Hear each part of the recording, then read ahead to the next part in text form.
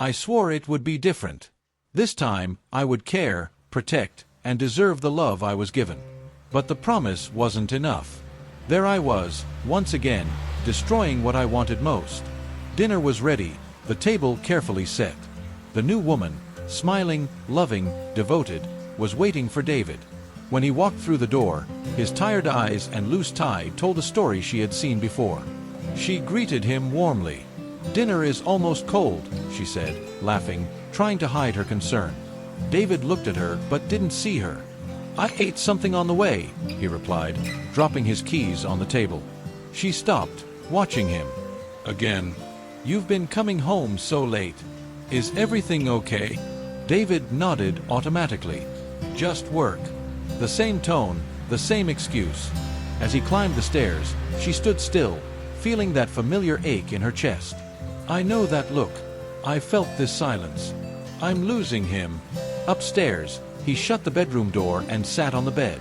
Taking his phone from his pocket, he read a short message sent hours earlier. "It was amazing yesterday. When can we see each other again?"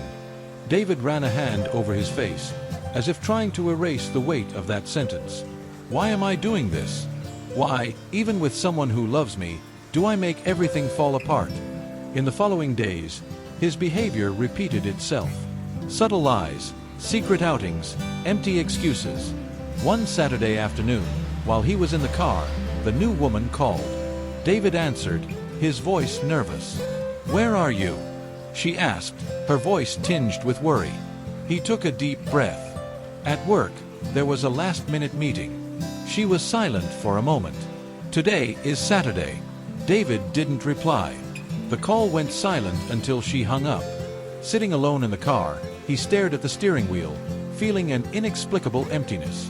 Outside, the world carried on, but inside him, there was only chaos. "I have everything. A woman who loves me, a life that seems perfect. So why do I destroy it? Why is it never enough?" A week later, the new woman couldn't ignore the signs anymore. Sitting at the table while he had his coffee, she decided to confront him. "Look at me," she said firmly. David raised his eyes, trying to appear confident. "What is it? You're cheating on me, aren't you?" The silence between them was worse than any words.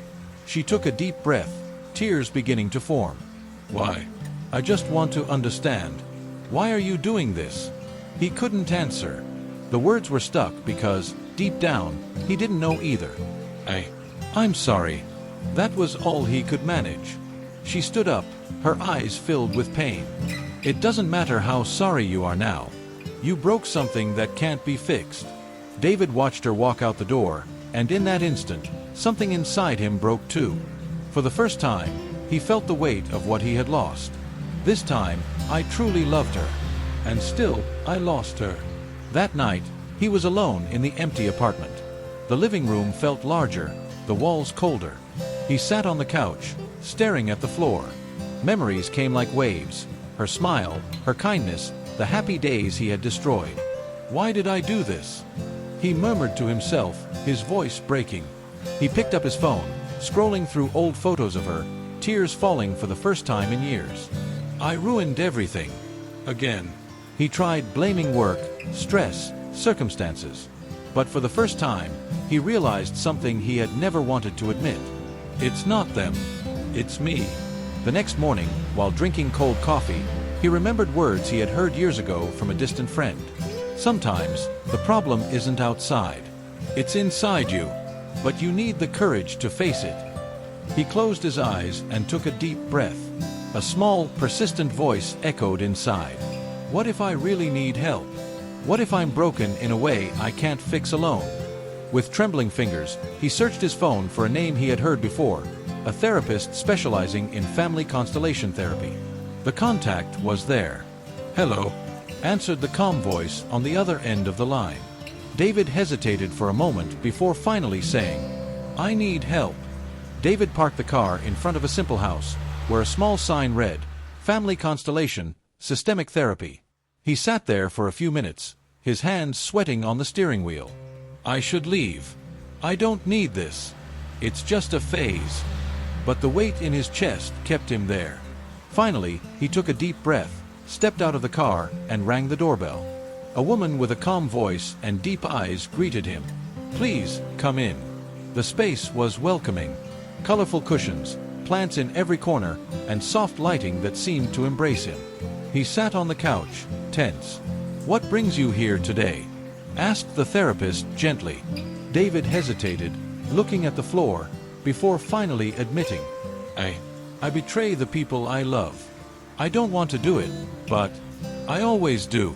Always." She nodded, as if the confession were something she had expected. Acknowledging this is the first step. Let's look at your story, at your roots. Sometimes, we carry pain and patterns we aren't even aware of. David swallowed hard. "What do I need to do?" "Just trust the process and observe what your family system reveals." The therapist asked him to choose objects to represent his family, himself, his parents, and his grandparents. He placed them on the floor hesitantly, like someone moving pieces in an unfamiliar game. When he finished, he looked at the objects. Something seemed strange, misaligned. "What do you notice?" the therapist asked. David frowned, uncomfortable. "My dad. He's distant. I don't know why.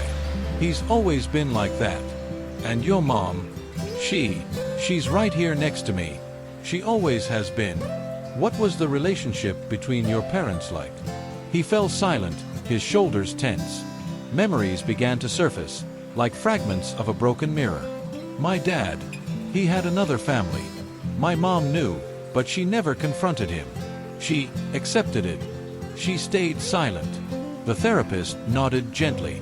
"And you? How did you feel seeing that?"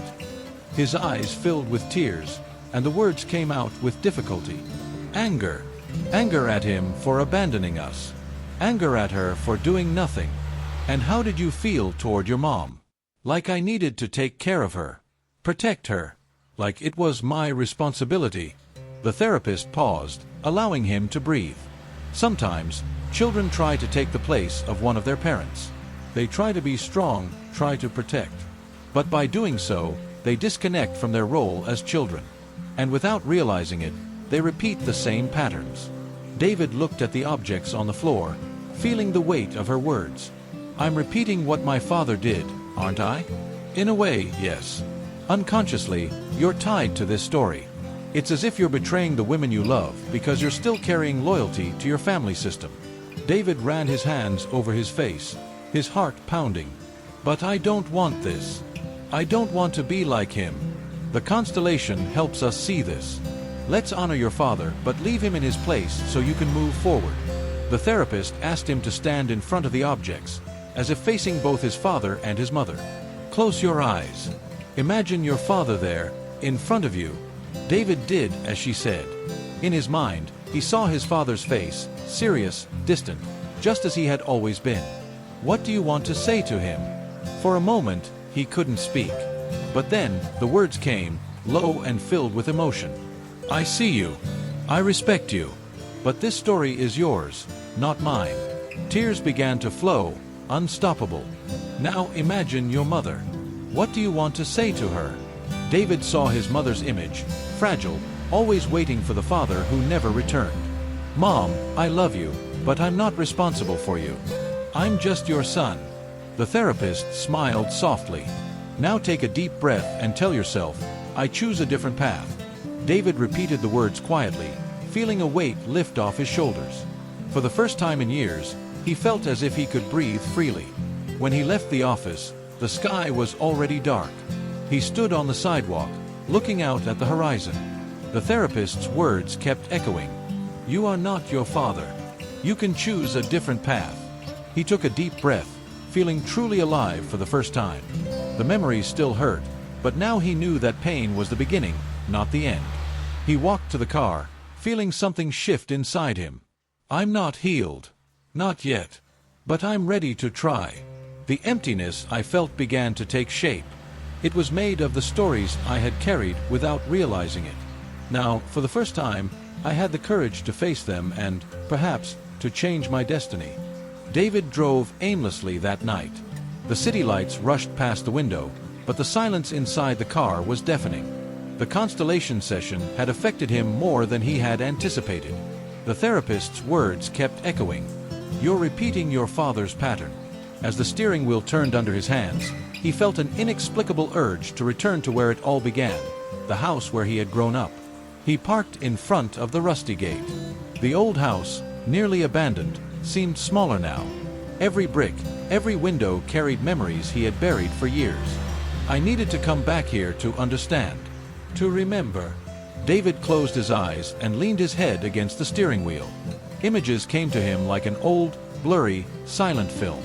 He saw his mother sitting at the table, her hands trembling as she held a cup of coffee. Her eyes fixed on the door, waiting for his father. A wait that seemed endless. "Is Dad coming back, Mom?" He heard his own small, innocent voice. His mother gave a weak smile but didn't answer. Another memory hit him, the sound of his father's car arriving in the middle of the night. The door creaking open, heavy footsteps in the hallway, and the smell of cheap perfume in the air. He peeked through the crack of his bedroom door and saw his father walking past, not looking at anyone. The next morning, his mother smiled as if nothing had happened. "Your father works hard. He loves us. He just doesn't have the time." She lied to me. Or maybe she lied to herself. A tear slipped down David's face. I grew up seeing this. A silent betrayal. A goodbye without words. And now, I'm doing the same thing without realizing it. Back in the present, David got out of the car and approached the gate. He touched the cold metal and looked at the dark house. For the first time, he allowed himself to feel everything he had kept inside. "Why did you do it?" He whispered, as if speaking to his father. "Why did you leave us alone, even while you were here?" The tears came freely, without resistance.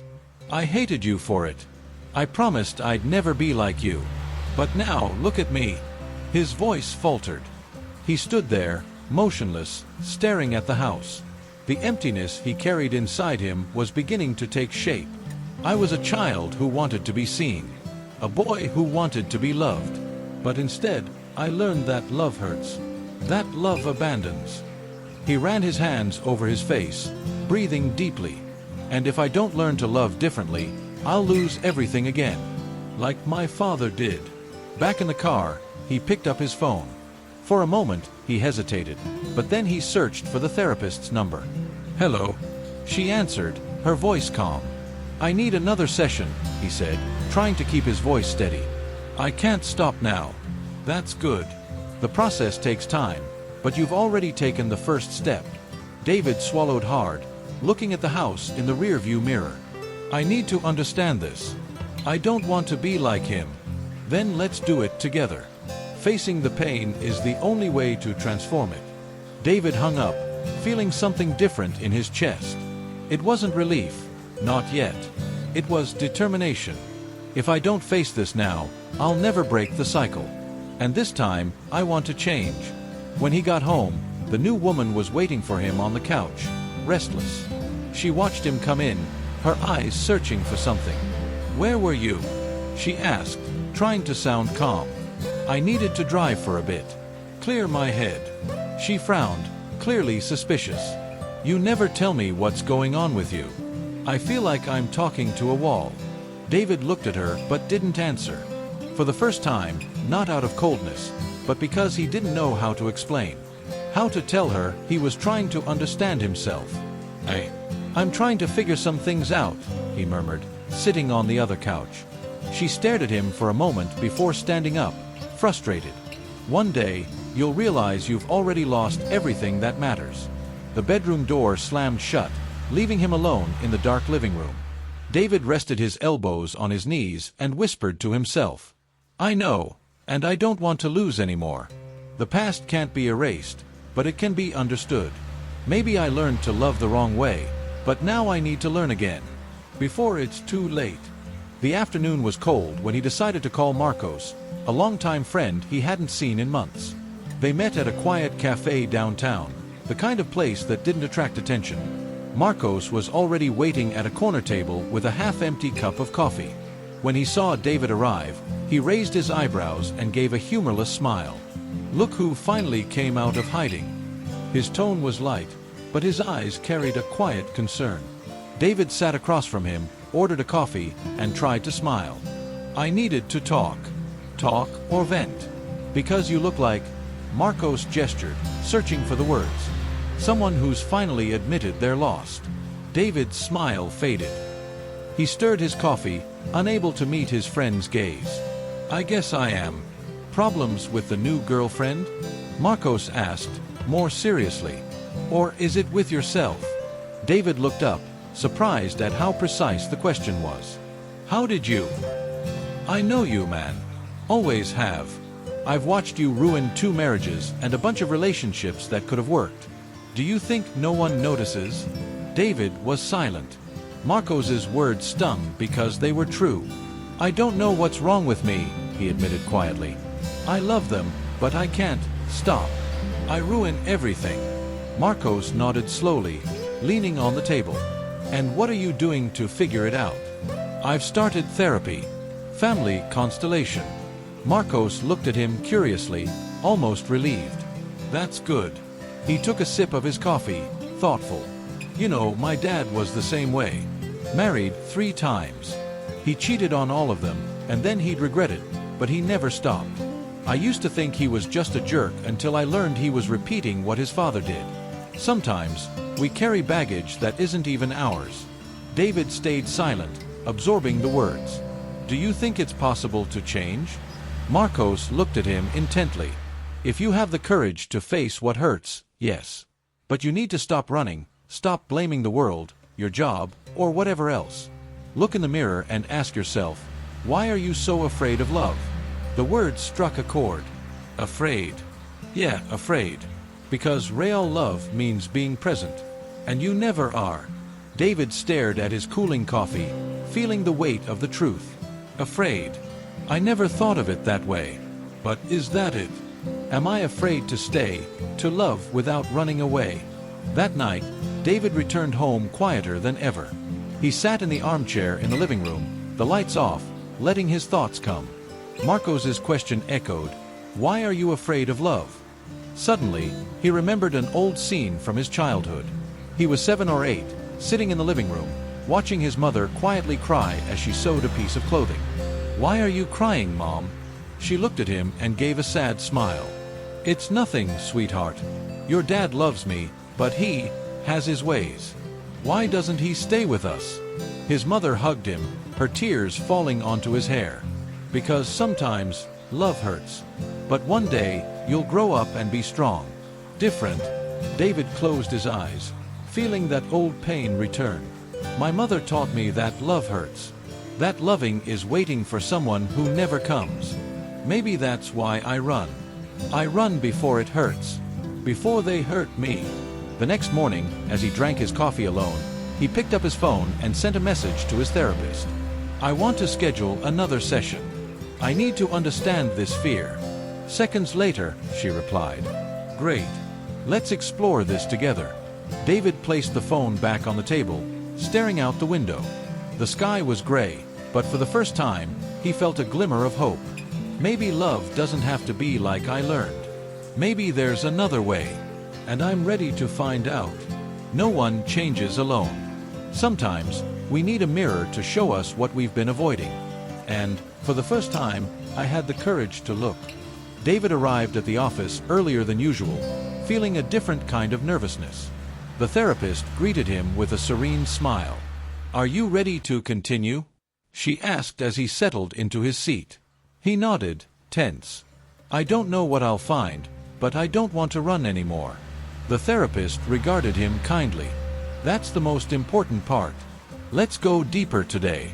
Let's see where this fear of love comes from. She arranged the objects again.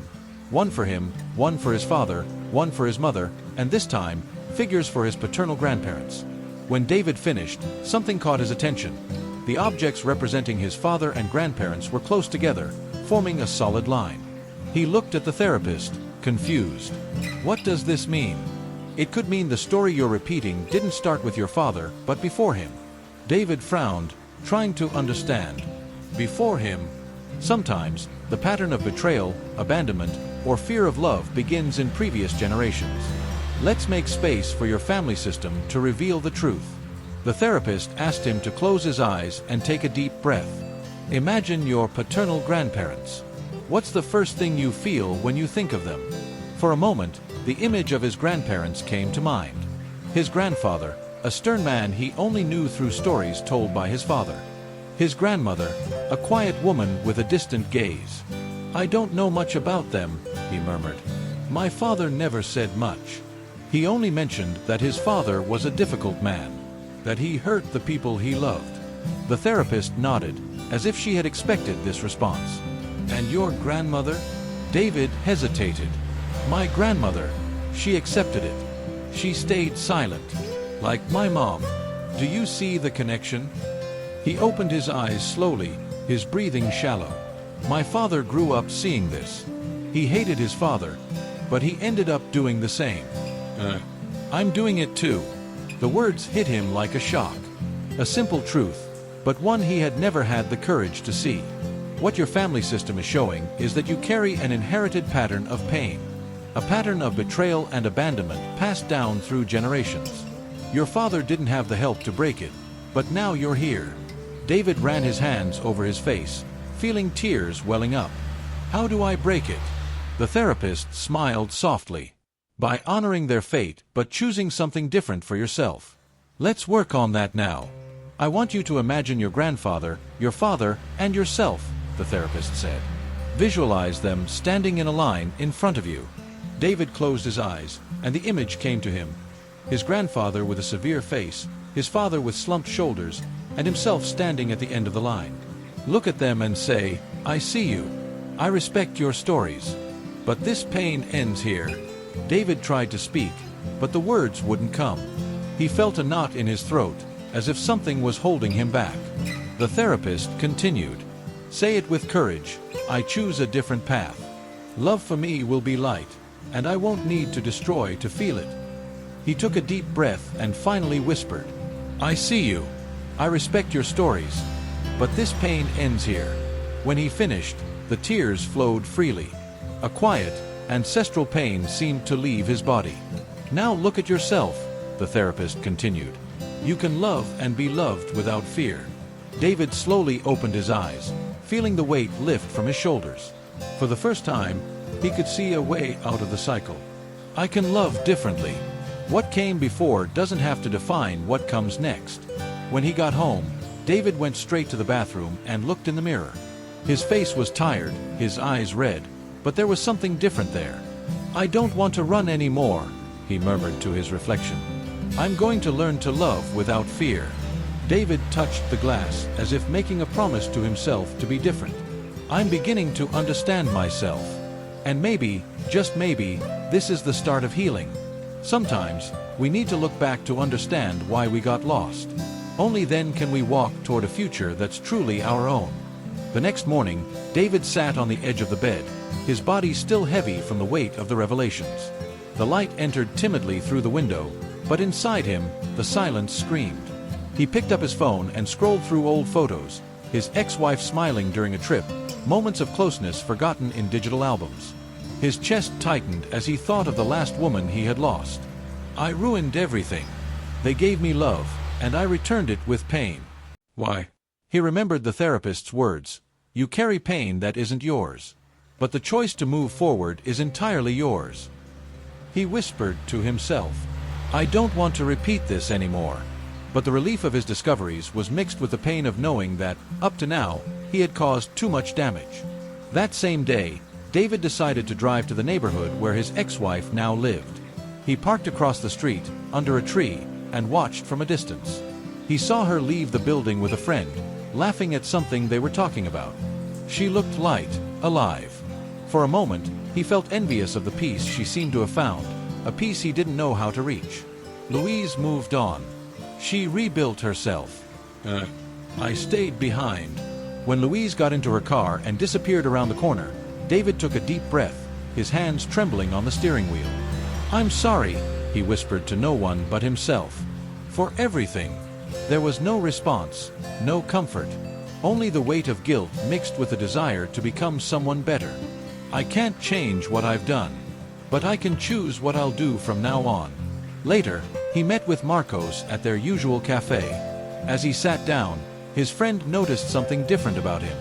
"You've got a strange look about you. What happened?" David stirred his cup, hesitant.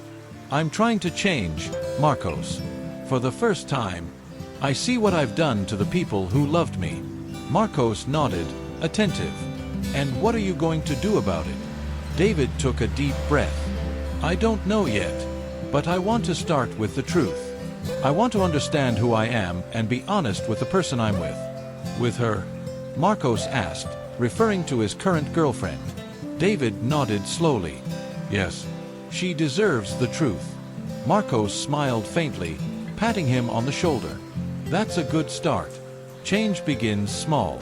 David felt a lump in his throat, but also a strange lightness. For the first time, he thought that maybe there was a way out of the cycle. Speaking the truth won't erase the past, but it can be the first step to building something new. That night, he returned home and found his girlfriend in the living room, sitting on the couch, her expression worried. "We need to talk," he said, stopping in front of her. She crossed her arms, visibly nervous. "What now?" David sat down across from her, his eyes fixed on the floor for a moment before meeting hers. I have things I need to tell you. Things you deserve to know." She frowned. "What are you saying?" "That I haven't been honest. That I've repeated the same mistakes as always." She remained silent, waiting. David felt his chest tighten but continued. "I cheated on you. Not because you did anything wrong, but because there's something broken in me. And I'm trying to fix it. For the first time, I'm trying." Her eyes filled with tears. The disappointment on her face hit him like a punch. "I knew it," she murmured, her voice trembling. "I always knew." She stood up, her gaze heavy with pain and anger. "You don't know what you want. You don't know what love is." David stayed there, unmoving, letting her words echo, not trying to defend himself. "I'm trying to change," he murmured softly. "Too late." She grabbed her keys and left, slamming the door behind her. He sank into the couch, his tears silent. For the first time, he didn't run from the pain. He let himself feel everything. Maybe changing means facing the chaos I've left behind. And in the midst of that chaos, finding my truth. In his next therapy session, he broke down. He told her everything, the confession, her anger, the guilt he carried. "It felt like I was breaking everything all over again," he said, his voice cracking. The therapist watched him with empathy. Sometimes, healing begins with pain. To change, you need to face the consequences of your actions. And what if it's too late? What if I can never fix it? There's no such thing as too late when it comes to becoming someone better. The past can't be changed, but the future can be different. David took a deep breath, feeling her words slowly calm his heart. "I just want to be someone worth it." The therapist smiled gently. "Then keep going. This path is hard, but you're walking it. For the first time, I chose the truth, even knowing it would cost me something. And in the midst of the pain, I found a glimmer of hope. Maybe I can still become someone better." The days that followed were silent and empty. His girlfriend had left for good, and the apartment felt even bigger, the walls echoing his choices. Every night, David sat on the couch, the television off, the lights dimmed. The solitude felt like an inevitable punishment, but unlike other times of emptiness, this time he didn't run away. He picked up a notebook from the table, opened it to the first page, and began to write. "I hurt people. I lost them. I betrayed them. But not because I didn't love them. I lost them because I didn't know how to love myself. Because loving someone requires courage, and I was afraid." Tears began to fall as he wrote. For the first time, he wasn't searching for excuses or justifications. He was simply acknowledging the truth. At his next session, the therapist noticed something had changed in him. He seemed calmer, but his gaze still carried pain. "How are you feeling?" she asked with her usual gentle tone. David was silent for a moment before responding. "Guilty. I feel like I destroyed everything. I can't imagine how I'll ever forgive myself for this." She nodded, understanding. Guilt can be paralyzing, but it can also be transformative. "What is your guilt showing you now?" David took a deep breath. "That I need to change. That I don't want to be like this anymore." And what if, for a moment, you set the guilt aside and looked at the boy you used to be? The boy who just wanted to be loved. David closed his eyes, and the image came to him immediately. Himself as a child, sitting on the living room couch, waiting for his father to come home. A little boy who didn't understand why his father never stayed. What would you say to him now? The therapist asked. His voice faltered, but then, with effort, he whispered. That it wasn't his fault. That he is enough. That he doesn't need to hurt himself to be loved. The tears flowed freely. I grew up believing love hurts. That love leaves. And that if I ran away first, it would hurt less. And now, the therapist encouraged. David wiped his eyes, looking at her. Now I want to learn. I want to love without destroying. The therapist smiled softly. And the first step is forgiving yourself. Look at the man you are today. You are not that boy anymore. You can choose differently. David nodded, still crying but feeling something new. Hope. I can't change the past. But I can forgive the boy I was and the man I'm trying to become. The following week, he drove to the cemetery where his father was buried. He had avoided that place for years, but now he knew he needed to go. Standing before the simple grave, he stayed silent for a long time. The wind blew gently, and the trees whispered something he couldn't understand. I hated you for so long, he began in a low voice. I blamed you for everything. For the times you weren't there, for the times Mom cried. David took a deep breath. But now I understand. You did what you knew how to do. It wasn't fair, it wasn't right. But I see you. And I choose not to carry this anymore. David closed his eyes and felt a tear roll down his cheek. I forgive you. And I hope, wherever you are, that you can forgive me too. As he stood up, something felt lighter. It was as if the shadow of his father, which had followed him for so long, was beginning to fade. Forgiveness doesn't erase the pain, but it transforms it into something that sets us free. That night, he returned home, sat at the table, and wrote a letter to himself.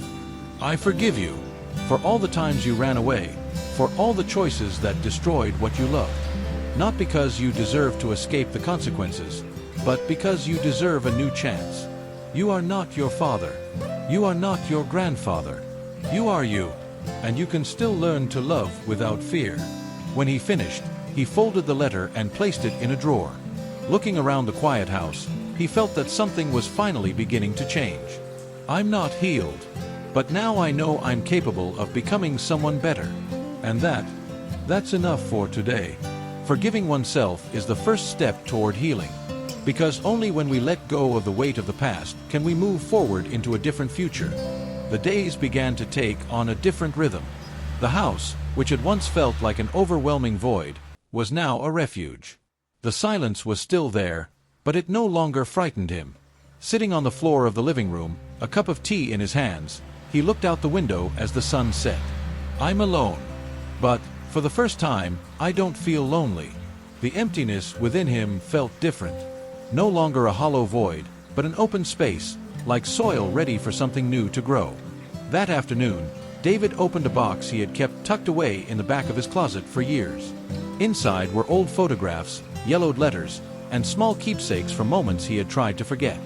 He picked up a photo of himself with his mother as a child.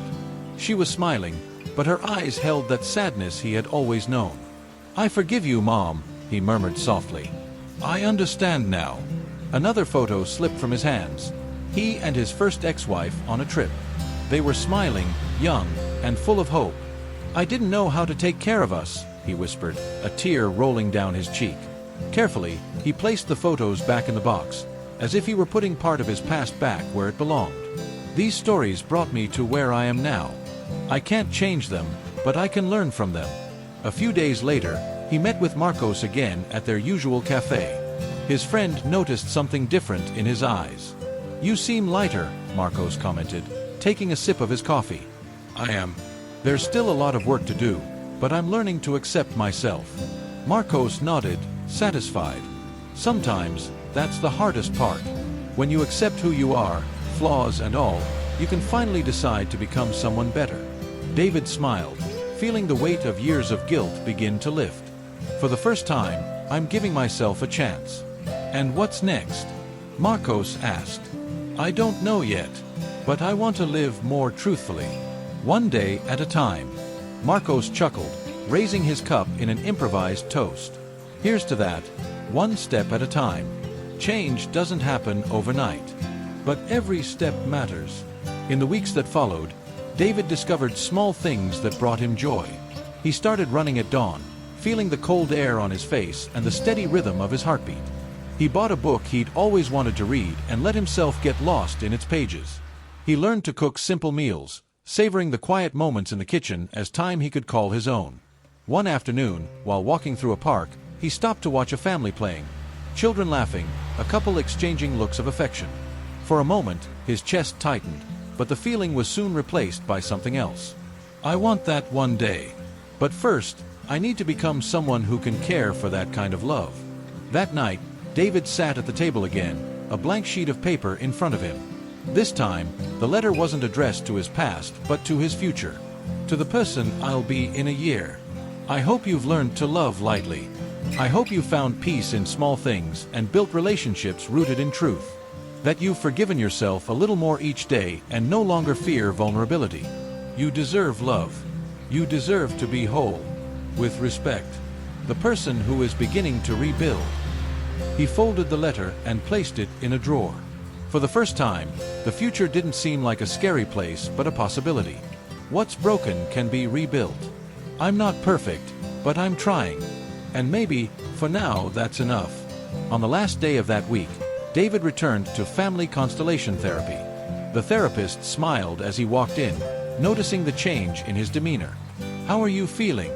She asked. David thought for a moment before answering. At peace with myself. For the first time. And what have you learned? David smiled softly. That change starts within me. I can't change the past or undo the damage I've caused. But I can decide who I want to be moving forward. The therapist nodded, satisfied. And are you ready for the next step? David took a deep breath, feeling stronger than ever. Yes, I'm ready. Before asking for forgiveness from others, I had to learn to forgive myself. Because only those at peace with themselves can offer something true to the world.